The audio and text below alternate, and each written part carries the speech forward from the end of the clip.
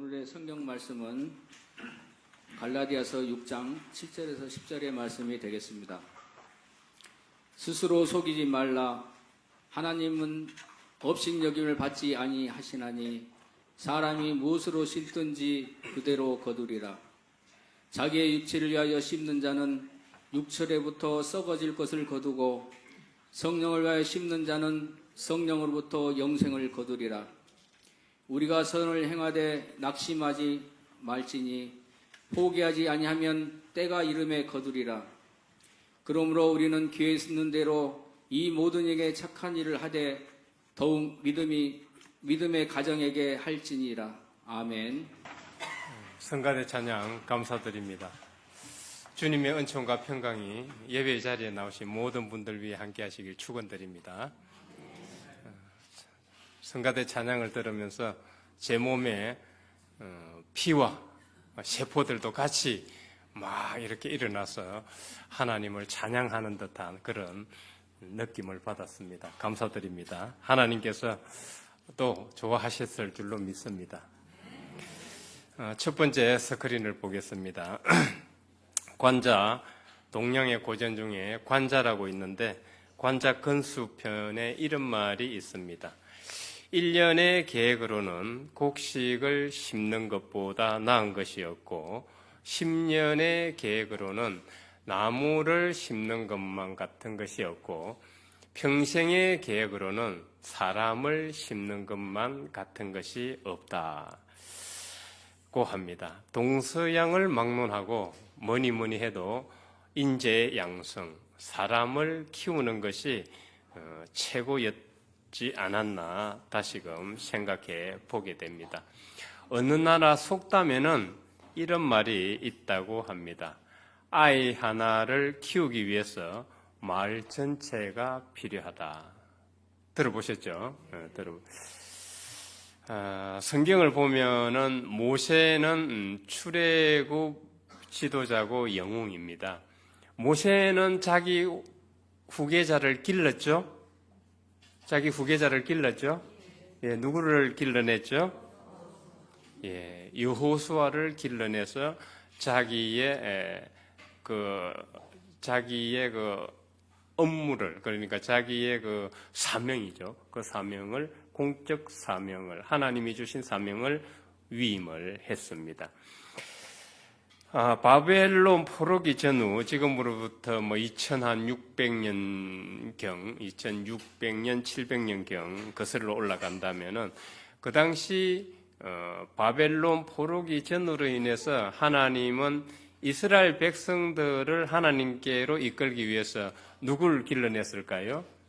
이사야 선지자, 가장 위대한 선지자, 그리고 예레미야 선지자, 미가 선지자, 그리고 포로기 시절에는 에스겔 선지자, 이런 선지자를 길러내셔서 이스라엘 백성들을 하나님께로 이끌어 가셨습니다.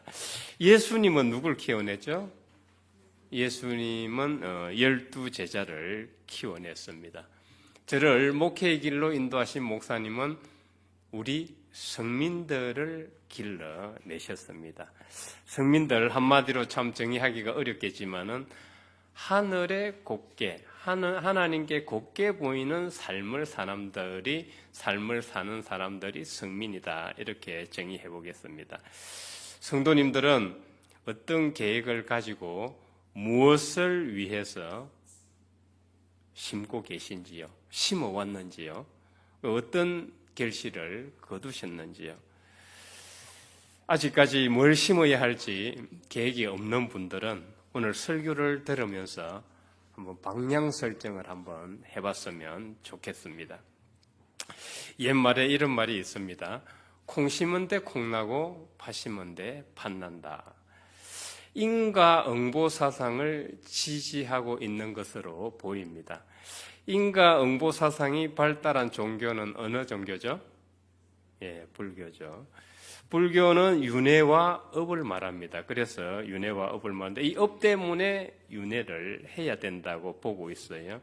그래서 내가 현생에서 잘 살건 못 살건 간에 이것은 다 전생의 업과 관련이 되어 있다. 불교는 이렇게 합니다. 그게 옳다 그러다를 떠나서 불교의 그런 이론에는 그런 것이 있다는 것입니다. 윤회라는 책이 있어요. 윤회라는 책이 있는데 저자가 지나 스미나라인데 이 사람이 이 책에서 이렇게 말합니다. 하는 일마다 안 되는 사람을 체면을 걸어서 그의 이는 이제 불교도니까 전생을 보았는데 그 사람이 전생에 어떤 사람에게 못쓸 짓을 했더라. 이게 결국 전생에 악인이었다는 거예요. 악인이었기 때문에 현생에서 하는 일마다 안 된다는 거예요. 이게 이제 불교의 논리입니다. 아무튼 불교는 이 응가응보 사상을 상당히 민감하고 금생에서 벌어지는 일들을 꼭 전생과 연결시켜서 설명을 합니다. 여러분도 살다가 그런 소리 하죠. 아이고 내 팔자야, 아이고 내 팔자야. 내가 전생에 무슨 죄를 지었길래 그냥 입버릇처럼 그렇게 말을 하는데 이게 벌써 불교의 영향을 많이 받고 있는 것으로 보입니다.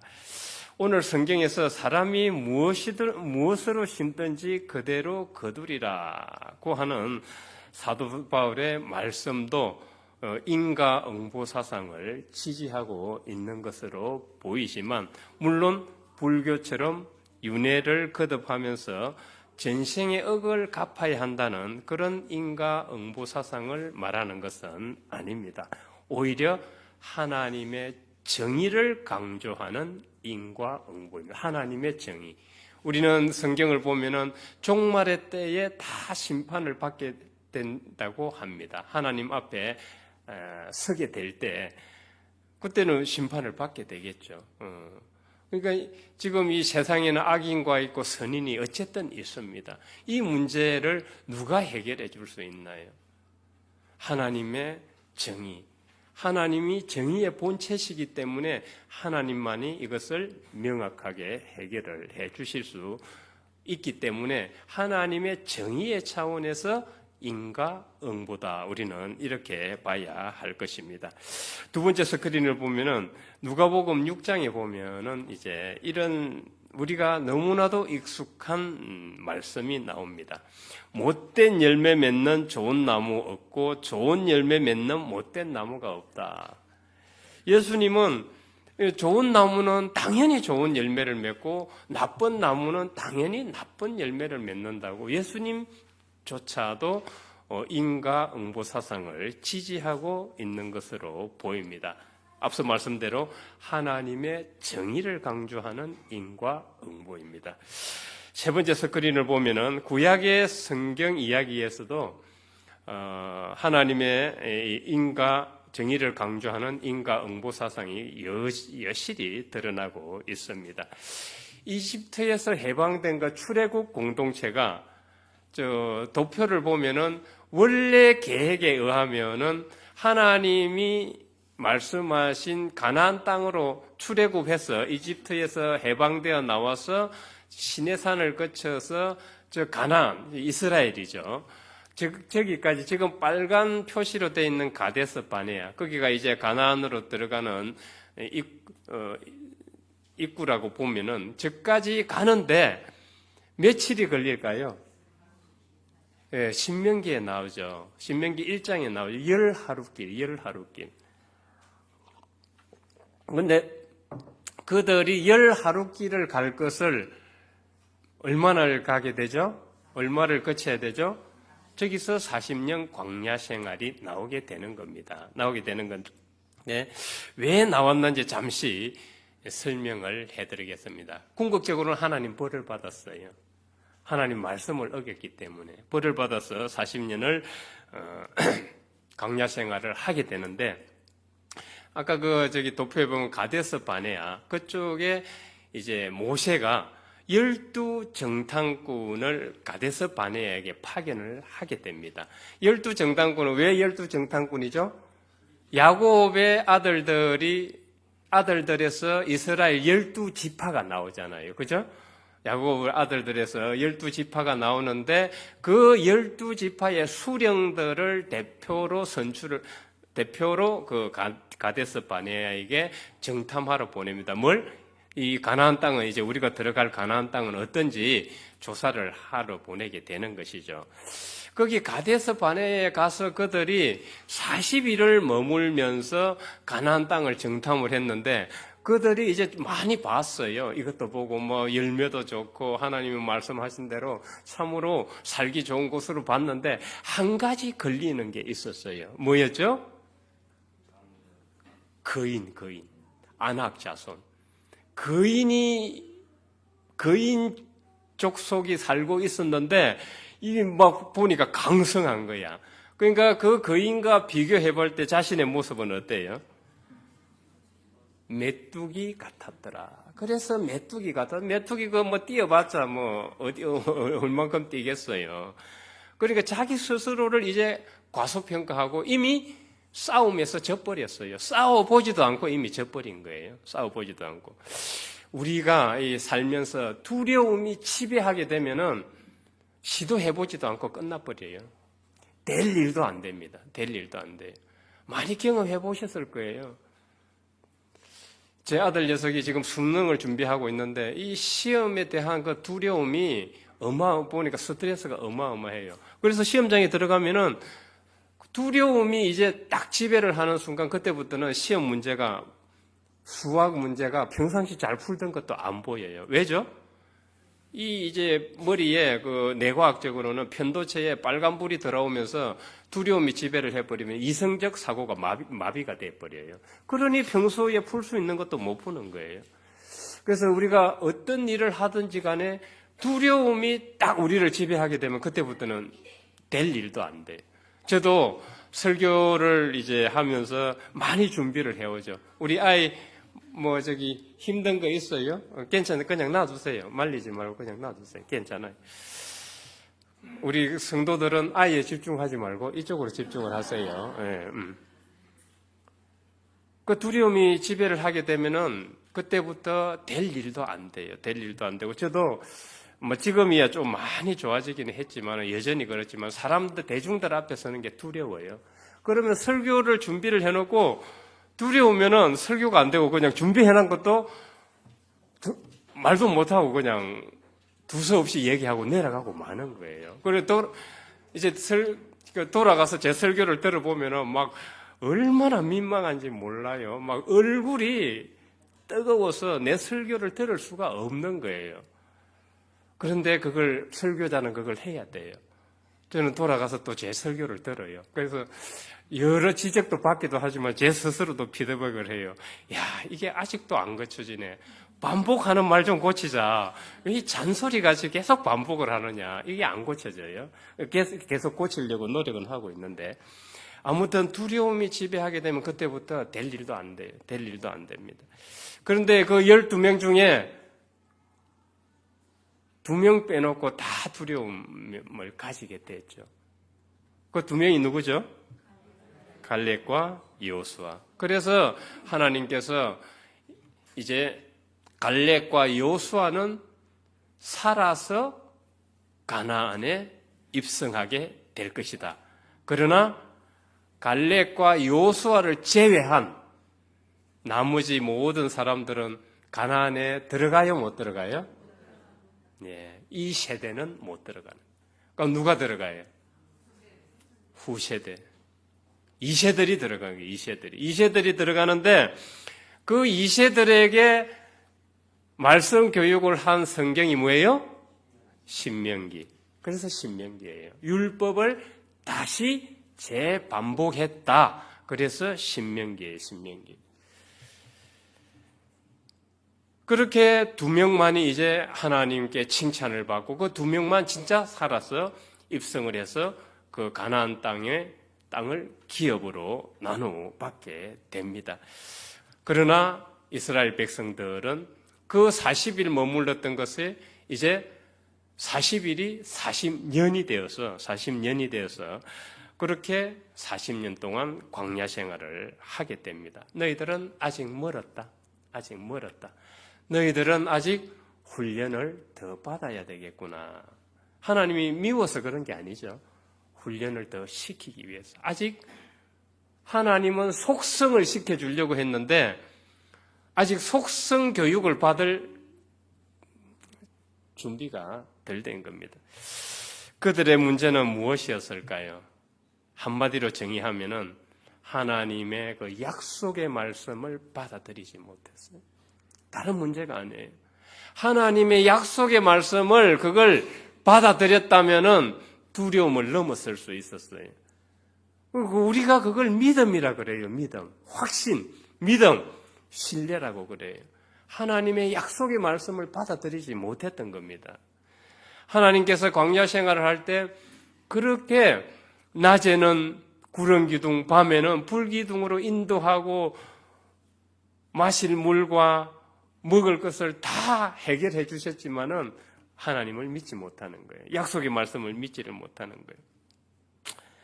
여러분들은 왜 마리아가 가톨릭에서, 개신교는 아니지만 가톨릭에서 그렇게 존경을 받는다고 생각을 했어요?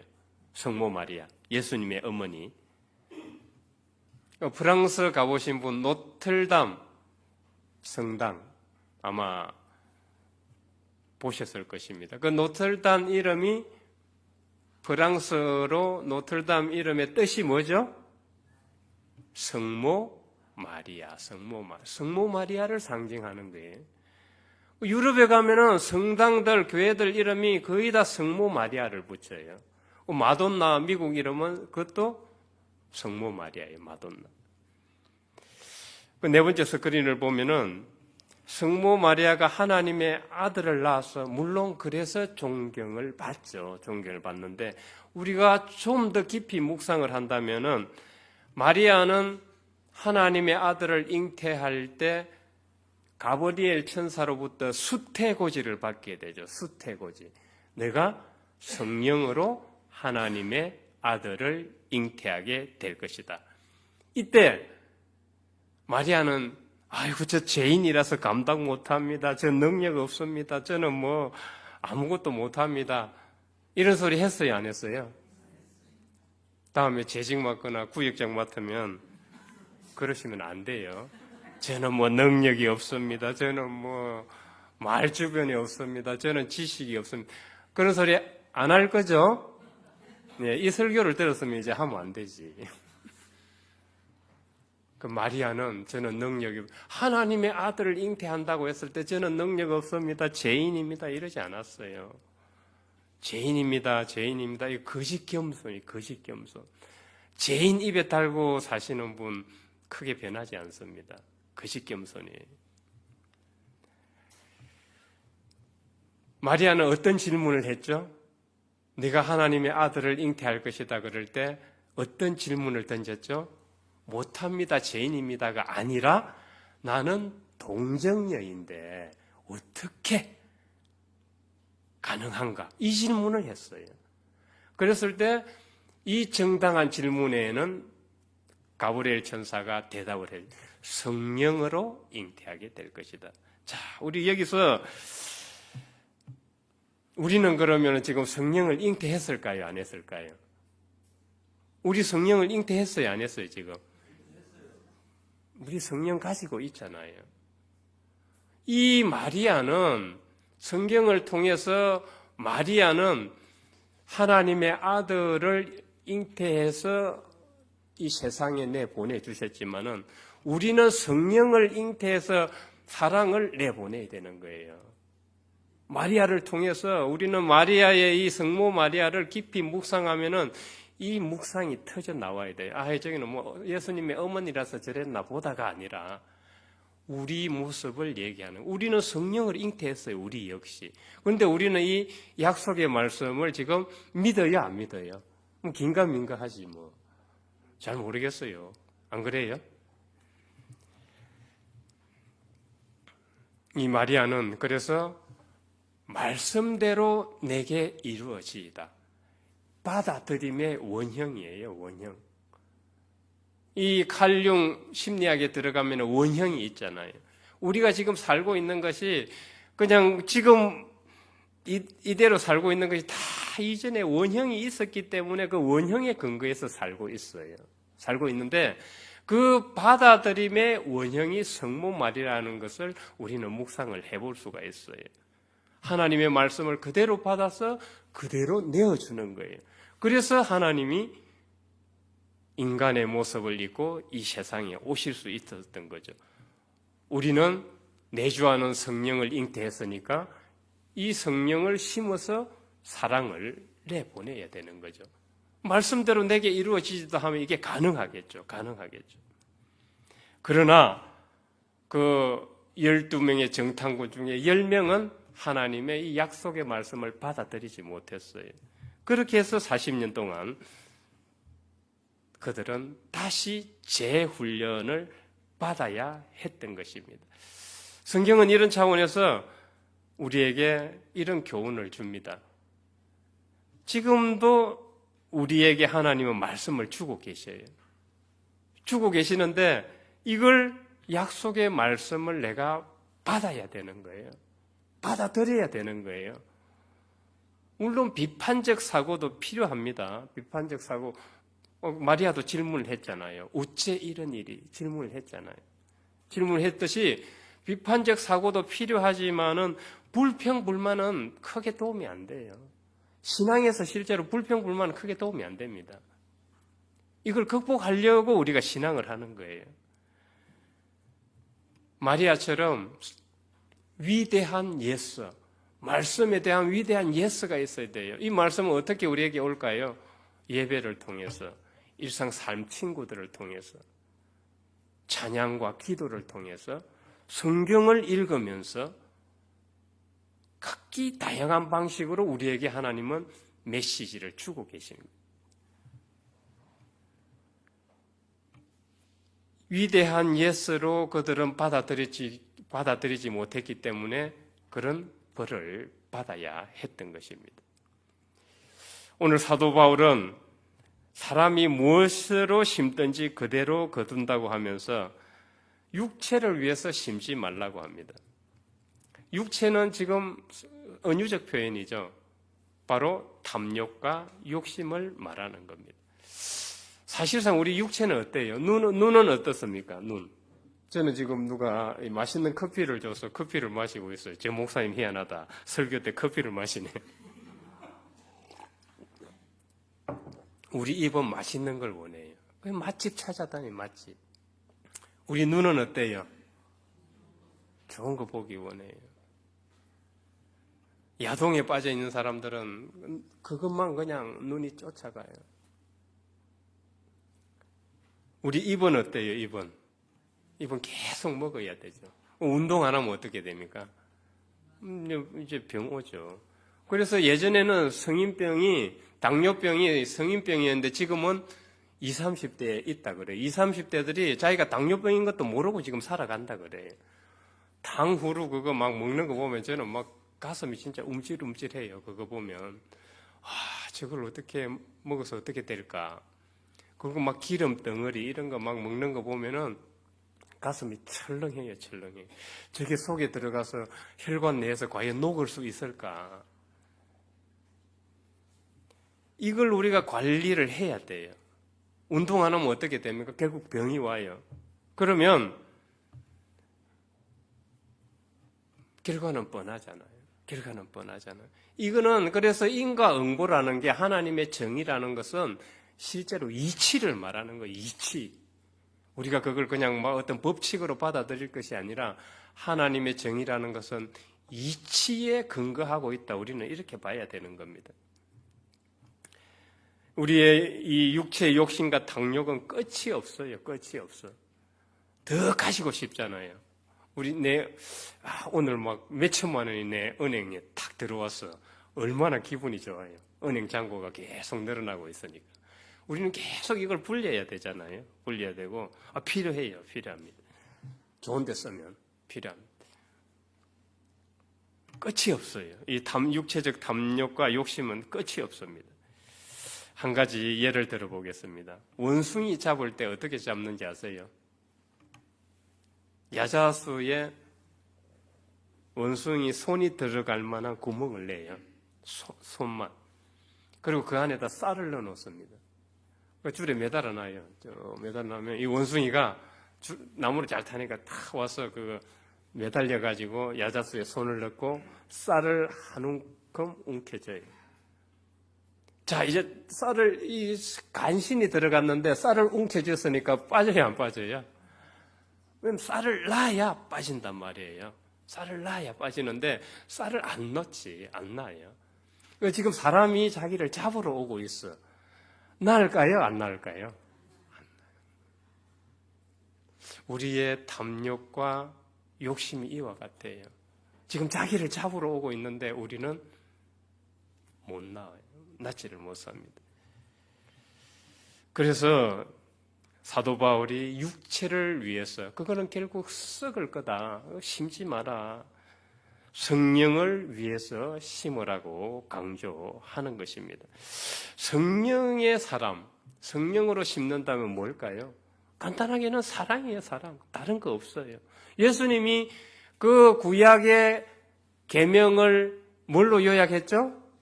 사랑으로 요약했어요. 사랑입니다. 성령으로 산다는 건 다른 게 아니고 사랑으로 사는 거예요.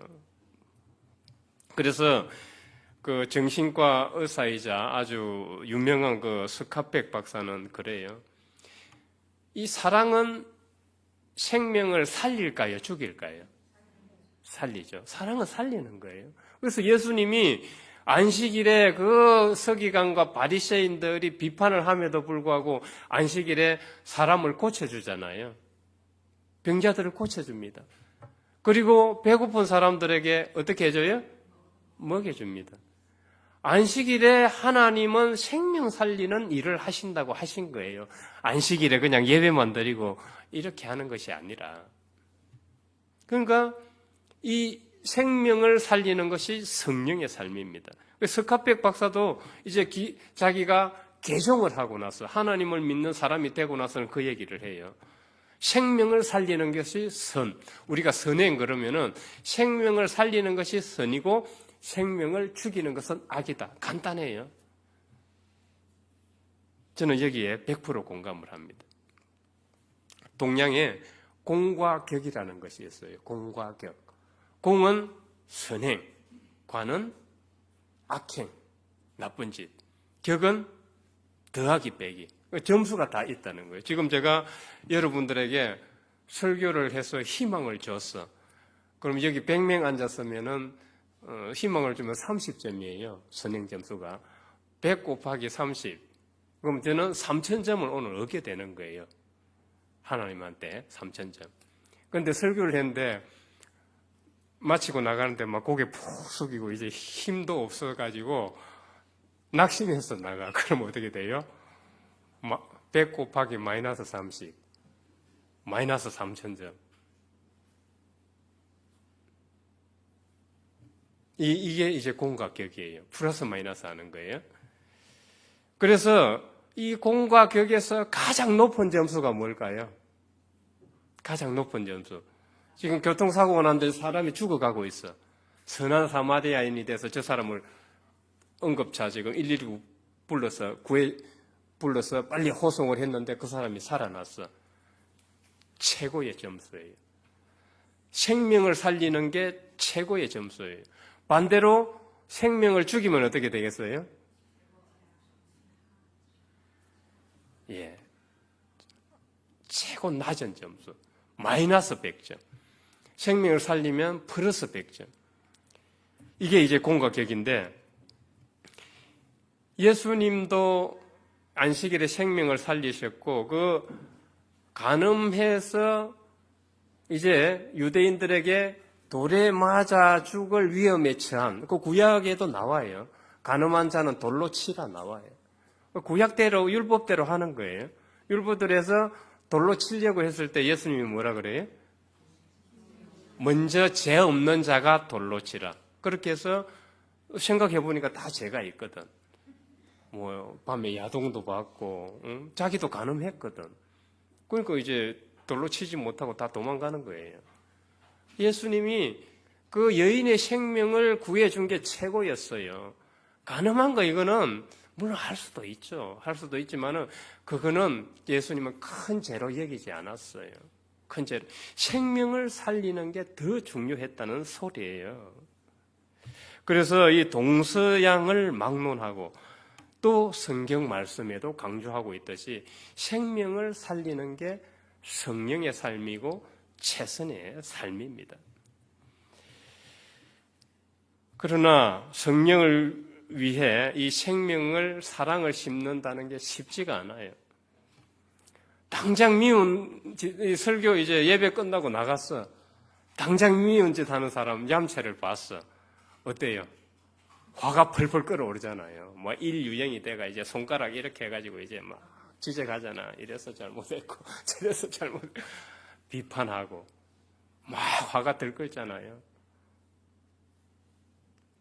남들 다 봉사하고 열심히 하는데 저 뺀질이 저거 막 가서 이제 없을 때 뒷담화하고. 근데 다 이유가 있어요. 몸 아프고 허리 아프고 병원 가야 되고 집에 사정이 있고 또 애도 돌봐야 되고 손자 손녀도 또 약속을 했으니까 그래야 저기 자식들한테 용돈도 좀 받죠. 안 그래요, 권사님? 다 이유가 있습니다. 그래서 이 성령의 사람으로 산다는 게 참으로 쉽지는 않아요. 사랑의 씨앗을 뿌린다는 게 참으로 쉽지는 않습니다. 그래서 오죽했으면 사도 바울이 오늘 말씀에서 이렇게 말할 거예요. 5번째 스크린을 보겠습니다. 우리 다 같이 읽어보겠습니다. 시작. 우리가 선을 행하되 낙심하지 말지니 포기하지 아니하면 때가 이름에 거두리라. 선을 행하되 낙심하지 말지니, 참 선을 행한다는 게 쉽지 않다는 것을 사도 바울은 인정을 했습니다. 내가 아무리 저 사람한테 잘해줘도 저 사람이 나에게 악으로 갚아봐요. 선으로 계속 대할 수 있겠습니까?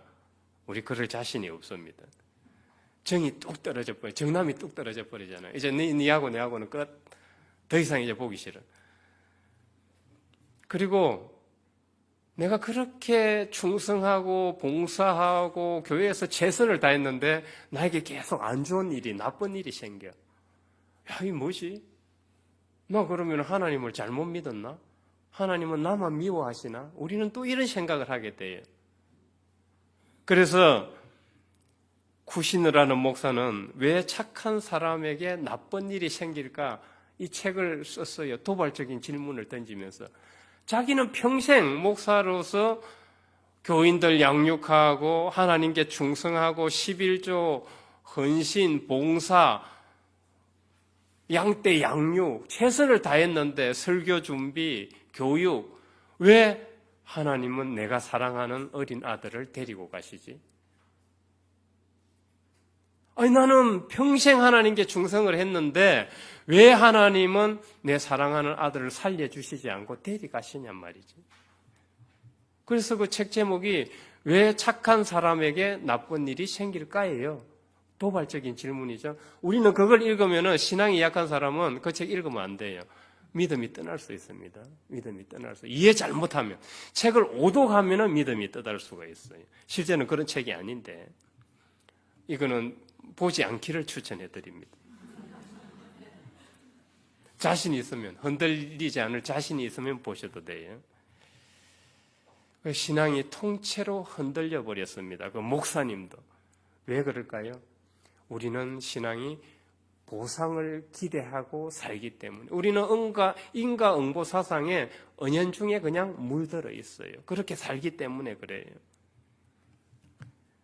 그럼에도 불구하고 사도 바울은 이 우주에는 끌어당김의 법칙이 있다고 말하는 것 같아요. 하나님의 정의, 이치, 끌어당김의 법칙이 있다. 낮은 에너지는 낮은 에너지를 끌어당기고 높은 에너지는 높은 에너지를 끌어당기는 거죠. 6번째 스케일을 보겠습니다. 사도 바울의 말이 실제로는 틀리지가 않습니다. 여기에 전문가가 제가 늘 강조하지만 데이비드 호킨스 박사라고 그랬습니다. 우리의 이 생각과 행동을 측정을 해요. 측정을 하면 에너지 레벨이 다 나옵니다.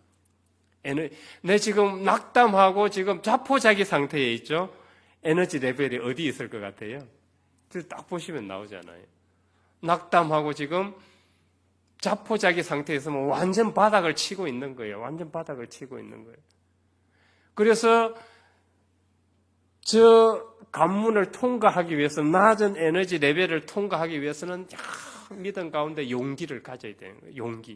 용기를 가질 때 그때 성령께서 같이 활동을 하셔요. 힘들수록 용기를 가져야 돼요. 용기를 가져야 됩니다.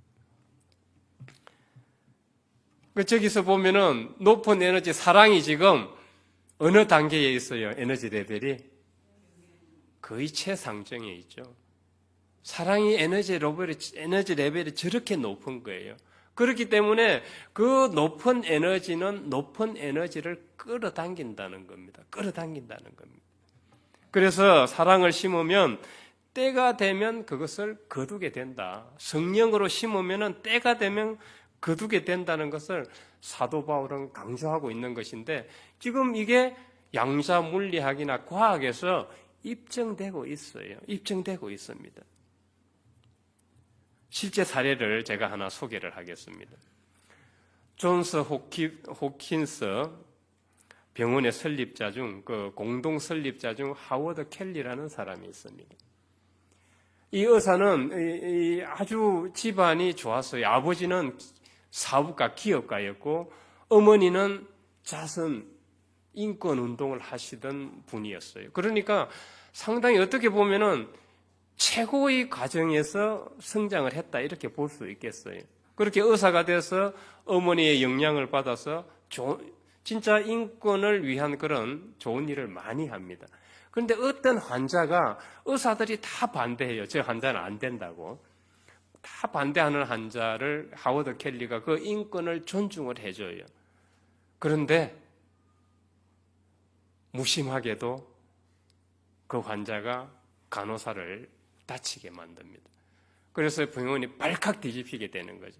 그렇게 해서 하워드 켈리는 이제 모든 것을 내려놓고 자전거를 타고 그냥 무작정 다닙니다.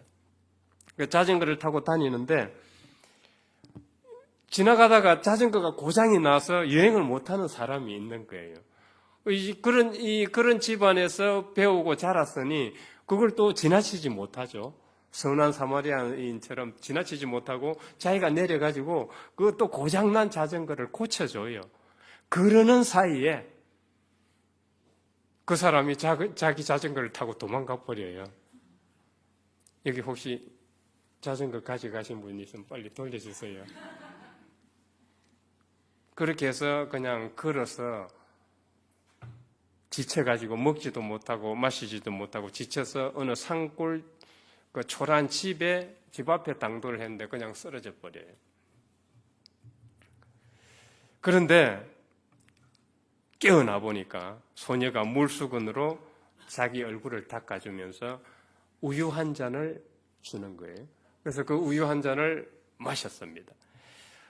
마시고는 이제 자초지종을 깨닫게 됐어요. 그 우유가 그 초라한 집에 있던 먹을 것의 전부였어요. 어떻게 생각하세요?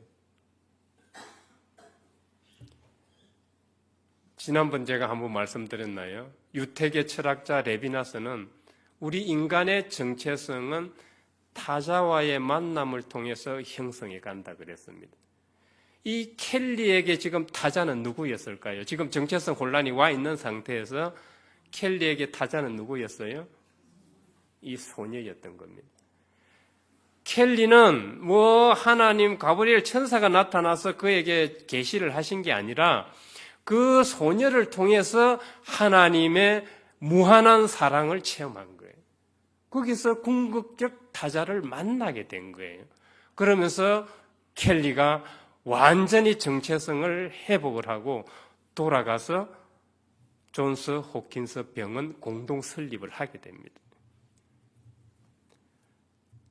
그렇게 해서 열심히 이제 기운을 받아서 좋은 일을 쭉 해나갔는데 몇십 년이 지난 뒤 어느 환자가 한 명 자기 병원에 찾아왔어요. 이 실화예요, 실화. 그런데 인적 사항을 보니까 자기가 젊었을 때 쓰러졌던 그곳의 주소예요. 그 소녀의 이름이었어요. 그래서 이 중병에 걸려고 하는데 백방으로 연구를 해요. 하워드 켈리가 연구를 해서 부인병이었어요. 자궁에 병이 있었던 것 같은데 그 병을 치료해 줍니다. 그 치료를 해주고 나서 그 여인은 미국 병원비 비싼 거 아시죠? 이제 치료비가 걱정이 되는 거예요. 이제 어떻게 치료비 청구서 이거 어떻게 해야 되나. 그래서 치료비 청구서를 두려운 마음으로 열었는데 뭐라고 적혀 있어요? 20년 전 우유 한 잔 값으로 치료비는 정산되었습니다. 하워드 켈리 사인이 쫙 있는 거예요. 실제로 이런 일이 있어요. 지금 태국의 그 핸드폰 선전에서도 이런 영상이 나옵니다. 한번 우리 같이 보겠습니다.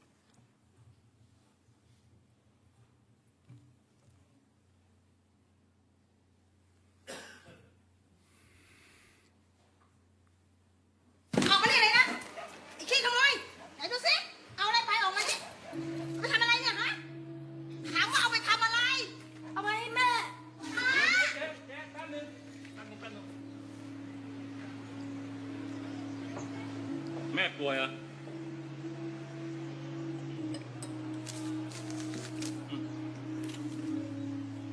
อย่าทำอย่างนี้อีกนะ โว้ยเกาเหลา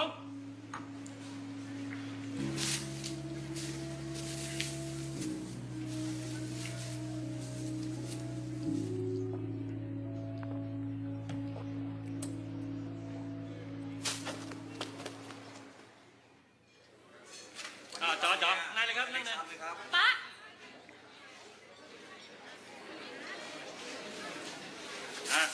จัดไปสั่งมาเร็วต่ออะไร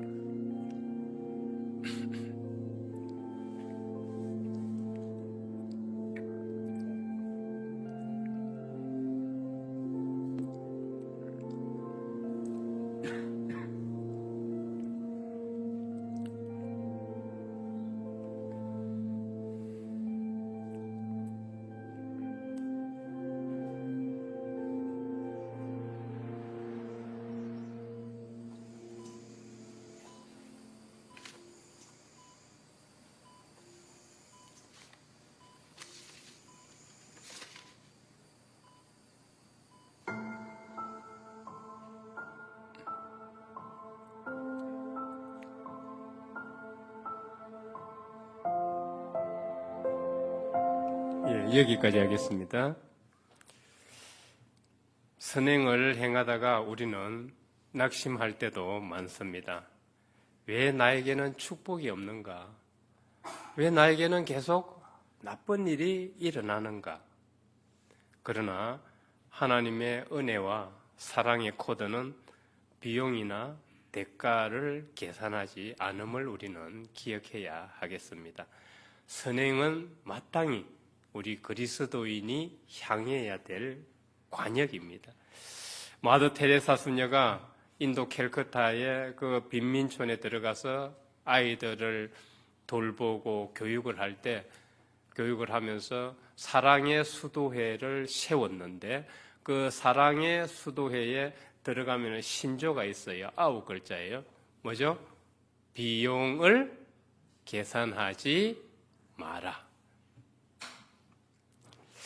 그러나 하나님은 하나님의 정의, 우리 선행에 대해서 결코 잠자코 계신 분은 아닙니다. 그래서 사도 바울은 선을 행하되 낙심하지 말지니 포기하지 아니하면 때가 이름에 거두리라고 말씀하셨듯이 분명히 축복과 선물은 우리에게 있을 것입니다.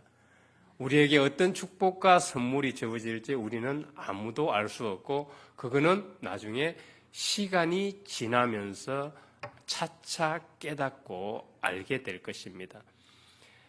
우리는 선을 행하면서 때로는 힘들고 험난하고 괴롭고 고통스러울지라도 포기하기나 낙심하지 말고 나와 만나고 관계하는 사람에게 사랑을 베풀며 그리고 생명을 북돋아주며 신앙의 길을 가는 그런 저와 여러분이 되시길 주의 이름으로 축원드립니다. 이와 하나님, 저희들은 탐욕과 이기 때문에 선행을 하면서도 늘 비용을 계산하고 대가를 바라고 있습니다. 선행을 하되 낙심할 때도 많고 중도에 포기하는 경우도 많습니다. 이런 저희들을 긍휼히 여겨주시고 성령이 저희들 안에 활동하시면서 탐욕과 이기를 극복할 수 있도록 힘을 주시고 비용과 대가를 계산하지 않고 사랑으로 생명을 살리는 그런 선행을 해나가는 참다운 그리스도인들이 다 되도록 인도하여 주옵소서. 예수 그리스도 이름으로 기도드립니다. 아멘.